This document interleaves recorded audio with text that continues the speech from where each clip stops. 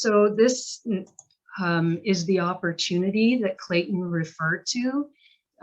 If you look at what's being developed in trails in the western part of the province, circling around Riding Mountain National Park, this is the opportunity, and I'm happy to hear Clayton call it a global tourism opportunity, because I call it a national level tourism opportunity for sure, that we can have families stay and play in Western Manitoba and ride on trails that they can't ride on anywhere else in the province. So what's left to be done? The list is always long. There's still more fixing to do, and as you can tell from the pictures, none of the seeding and greening has been done yet, so that will be done in this year and in next. And then the promotion. So we were quite pleased with the uptake on the park early on. Within, I want to say hours, but certainly within days of the trail being built, we had people coming from all over southern Manitoba and even into Saskatchewan back in the day when we could travel like that, to come and ride our park. So we will continue to promote using Travel Manitoba and local cycling shops and bike clubs to spread the word about the Hylife Back40. We also have the opportunity to attract races and combo events using the other bike parks in the region. And then spontaneous things also happen. So we actually hosted a jump clinic early on when we first opened the park. And I went there on a Saturday just to make sure the jump clinic was going okay. And there was a family with RC cars, remote control vehicles, running over the wooden features.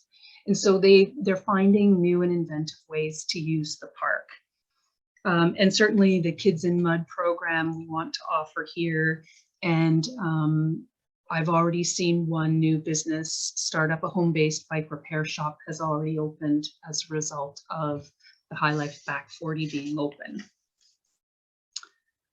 So lessons learned. Engage your local clubs early. We brought in the bike club and our local hiking group, and the end users make the best volunteers. They want to be engaged in the creation of them, but then they're also willing to help with the maintenance of the trails moving forward. There will be broken bones.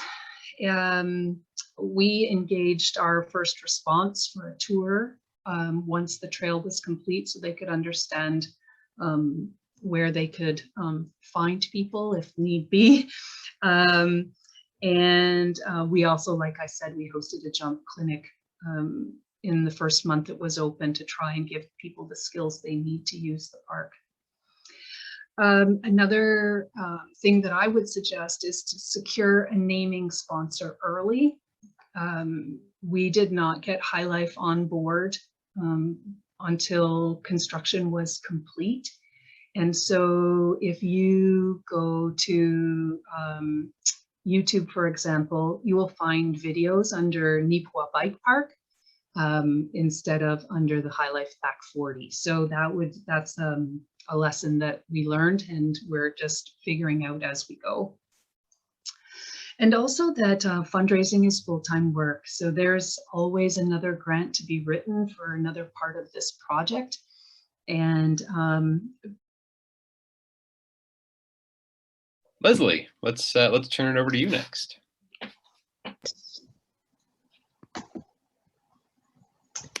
Okay, thank you. I'm going to try and share my screen now. Just wanted to say thank you very much, Clayton and Marilyn. Your presentations were fantastic. And this project is a little bit different, not quite as capital intensive or developed or mature as the two previous projects, but I thought it gave a nice snapshot of a little bit of a difference of trail development and the range of what can exist. So in St. Adolphe, we have a trail called the Friendship Trail. To give you a bit of background, St. Adolphe is in the municipality of Richot. It's about 10 minutes south of Winnipeg, and the town site is around 1,400 people.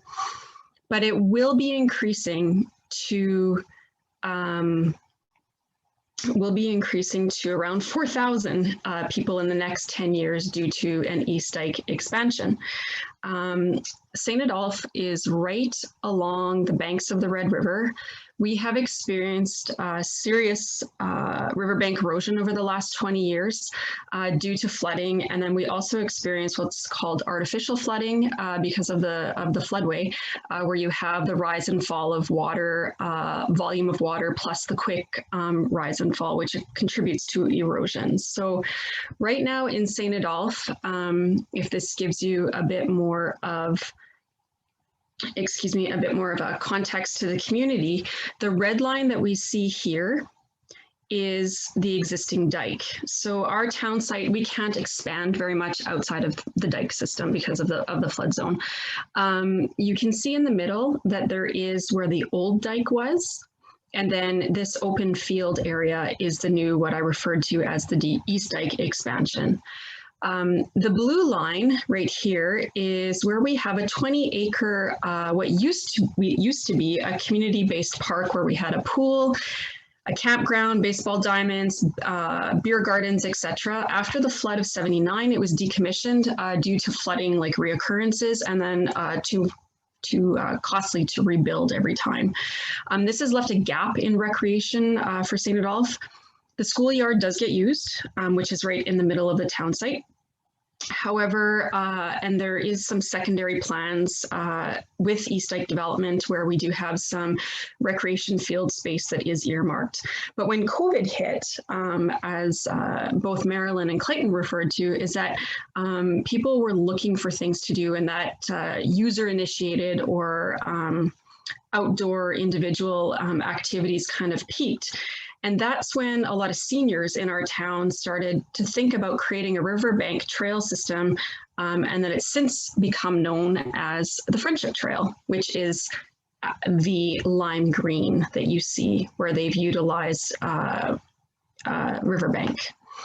The Friendship Trail was created by Henriette and Rick Collette, Jerry Lagacy, and Marcien Labossière, and a few others in town. So it's just a group of organic seniors that got together that said, hey, we want to do this. It started out as a passive recreation activity, a short pathway that was about 1 kilometer long, and they really centered it around bird feeding stations, and they utilized driftwood from damaged trees that were all along the riverbank from the flooding. The seniors are super happy about dedicating time. It gave them something to do, and a couple of the seniors are very passionate about birding, and so that's sort of what developed the initial momentum to get the trail started. There's been no funding contributions to this trail development from any funding source. It's all volunteer driven and donated. So at the very grassroots level, developed organically. It has since started at 1 kilometer in October, and it's now over 5 kilometers long. The trail features now include signage. So these are just seniors donating their time, making things along the trail. So they've made some really cute signage along the trail. They have bird houses dotted all along the trail system. There's a few adults with intellectual disabilities in town. So the seniors collected wooden bird houses, passed it along to these adults, and they painted them, and then the seniors picked them up and put them along the trail system. So that was great. They've also, of course, like I said, it started out, so there's bird feeding stations all along the trail, and you will quite often, it's kind of like, you know, those Instagram moments you see at Birds Hill Park along the Chickadee Trail where you're holding the seed and the birds come to you. It's quite literally that busy with birding.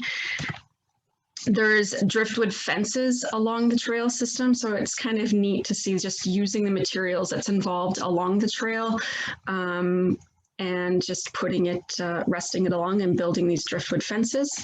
They've since, some other seniors have, you know, done their reiteration of some chainsaw carvings and placed those along the trail. They've also developed a fire pit area where anyone can use it, and they supply free firewood.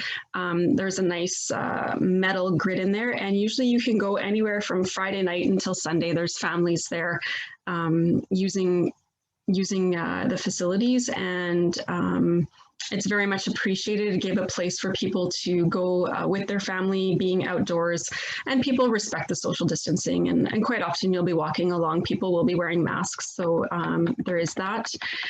Again, I said the trail started in October.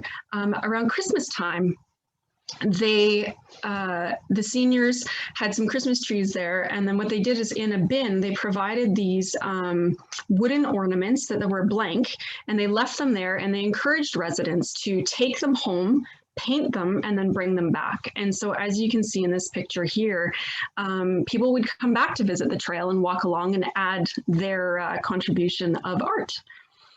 So it's really cool to see, and then kids could come back and see their own ornaments.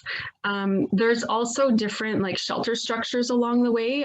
So along the 5 kilometers, I think I've counted 8 different structures last week when we were walking it with my family. So just again, little quonsets or quinsies, if you will, that kids can go in and out, or are also used as extra bird feeding stations. Some seniors have come along and built some characters with the driftwood. They've also provided signage and provided some holiday cheer. So as you revisit the trail, you can see extra signage, Chickadee Cove, naming little spots along the trail. I went at New Year's. I said, there's a new sign, Happy New Year, Go Jets Go. And of course, the Merry Christmas, Joyeux Noël, that was at Christmas time. I've since, in January, they added the Flintstone cars, the Yabba Dabba Doo, as we call them. And kids can play on them, and kids or even adults, as you see. Also along the trail, just people have taken it upon themselves and added some hidden characters along the trail. So you can see here that I go early in the morning. Most people walk the trail, but if you go early in the morning, I ski it, and it's a great ski trail as well. There's also along the river, they've added a portrait studio. So you have your portrait studio sign. They've left a chair there where people can go and families can take pictures. And there's Rick Colette. They've made some nice picture frames, and they just hang those on the tree. So you grab them, take your family Instagram shot, and off you go. There's welcome huts along the trail. Again, as I said, some more shelters. And really, the Friendship Trail has provided passive recreation opportunities for residents. Again, not as developed and active as what Clayton and Maryland have in their communities, but it has given an opportunity for some social engagement and some activities for the seniors and for families. It's really created a public space within an identity that was otherwise known as a wasteland. So it's really turned that riverbank into an asset. And what we found is that we don't just have communities or residents visiting from just our community. I've noticed a lot of residents that I don't recognize. So it really has been a regional attraction, because the local Toboggan Hill is right there as well, adjacent to where the trail is. And we have the world's largest snow maze with Clinton Angie just up the road. So it really does provide a bit more of a variety. And like I said, it also, people are revisiting it to see what the new features are developed each time you go. We've had a lot of local promotion because of the trail with the Citizen, the News, CBC Radio Canada, La Liberté, lots of Facebook posts, and a lot of sharing. So I think really just whether you recognize it informally or formally, especially during COVID, that I call it ecotherapy, if you will, is becoming more important. We're seeing that with the trail development. And I think social health is really important as we move forward and look at our work in community development. So that's all I have, and I will turn it back to Kyle. Thank you.